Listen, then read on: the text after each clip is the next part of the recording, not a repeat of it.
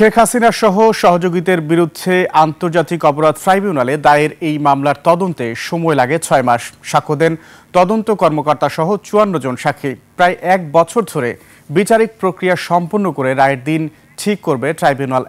শাকের Arju report. Lily beauty soap, যার anti ageing গুণ তারুণ্য ধরে রেখে ত্বকে করে উজ্জ্বল। তারুণ্যময় উজ্জ্বল ত্বকের জন্য। রিমার্ক। জুলাই ছাত্র জনতার অভ্যুত্থানের মুখে ৫ আগস্ট পালিয়ে যান শেখ হাসিনা। পুনর্গঠিত ট্রাইব্যুনালে অক্টোবরে আসে শেখ হাসিনার বিরুদ্ধে প্রথম অভিযোগ। প্রথম শুনানি হয় ১৭ই অক্টোবর। সেদিন এই মামলায় শেখ হাসিনার বিরুদ্ধে গ্রেফতারি পরোয়ানা জারি করে ট্রাইব্যুনাল।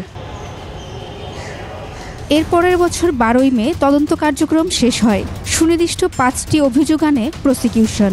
১০ জুলাই অভিযোগ গঠন করে ট্রাইব্যুনাল। ৫টি অভিযোগের মধ্যে রয়েছে গণভবনের সংবাদ সম্মেলনে উস্কানিমূলক বক্তব্য দেয়া, আন্দোলনকারীদের দমনে হেলিকপ্টার, ড্রোন এবং প্রাণঘাতী অস্ত্র ব্যবহারের নির্দেশ, রংপুরের শিক্ষার্থী আবু সাইদকে গুলি করে হত্যা, আশুলিয়ায় ৬ জনকে গুলি করে হত্যা ও লাশ পোড়ানোর ঘটনা, চানখারপুলে হত্যার নির্দেশ, প্ররোচনা, উস্কানি, সহায়তা, সম্পৃক্ততা, ষড়যন্ত্র ও অন্যান্য অমানবিক আচরণের মাধ্যমে মানবতাবিরোধী অপরাধ সংগঠন।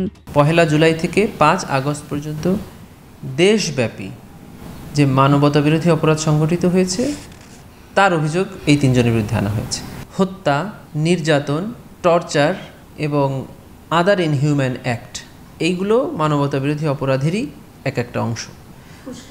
আদার ইনহিউম্যান অ্যাক্টে আরও কিছু বিষয় আছে। সেটা হলো এই যে ছাত্র জনতা যারা আহত হয়েছিল, গুলিবিদ্ধ হয়েছিল, তাদেরকে চিকিৎসা প্রদানে বাধা দেওয়া, তারপরে কবরস্থ করতে বাধা দেওয়া, হাসপাতালে আক্রমণ করা, পোস্টমর্টম রিপোর্ট বা সুরথাল রিপোর্ট পরিবর্তনে বাধা দেওয়া।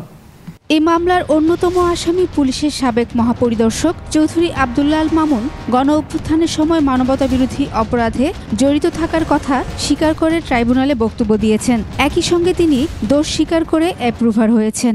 তদন্ত চলাকালে যে কোনো আসামি অথবা সাক্ষী যে কোনো ম্যাজিস্ট্রেটের কাছে গিয়ে জবানবন্দি প্রদান করতে পারেন। ম্যাজিস্ট্রেট সেটি রেকর্ড করবেন, রেকর্ড করে ট্রাইব্যুনালের তদন্ত সংস্থা অথবা চিফ প্রসিকিউটর বা ট্রাইব্যুনাল বরাবর পাঠিয়ে দেবেন। সেটা উনি করেছেন।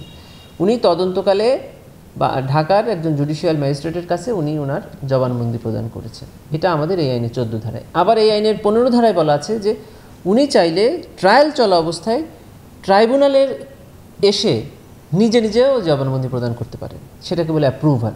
সেটা উনি করেছেন। এ মামলায় শেখ হাসিনা সহ ৩ জনের বিরুদ্ধে মোট ৫৪ জন সাক্ষী সাক্ষ্য দেয়। প্রথম সাক্ষী ছিলেন খোকনচন্দ্র বর্মন। স্টার সাক্ষী হিসেবে সাক্ষ্য দেন আমার দেশ পত্রিকার মাহমুদুর রহমান ও বৈষম্য বিরোধী ছাত্র আন্দোলনের অন্যতম প্রধান সমন্বয়ক এনসিপি নেতা নাহিদ ইসলাম। দেশে আন্তর্জাতিক অপরাধ ট্রাইব্যুনালের বিচারিক ইতিহাসে প্রথমবারের মতো টেলিভিশনে বিচার কাজটি সরাসরি সম্প্রচার করা হয়। চিফ প্রসিকিউটরকে পরামর্শদাতা হিসেবে নিয়োগ দেওয়া হয় ব্রিটিশ আইনজীবী টবি ক্যাডম্যানকে। ট্রাইব্যুনালে শেখ হাসিনার বিরুদ্ধে এ পর্যন্ত ৪টি মামলা হয়েছে। এর মধ্যে ২ জুলাই আদালত অবমাননার একটি মামলায় তাকে ৬ মাসের বিনাশ্রম কারাদণ্ড দেয়া হয়। এটিই তার প্রথম সাজা। শাকের আরজু, ২১ টেলিভিশন, ঢাকা।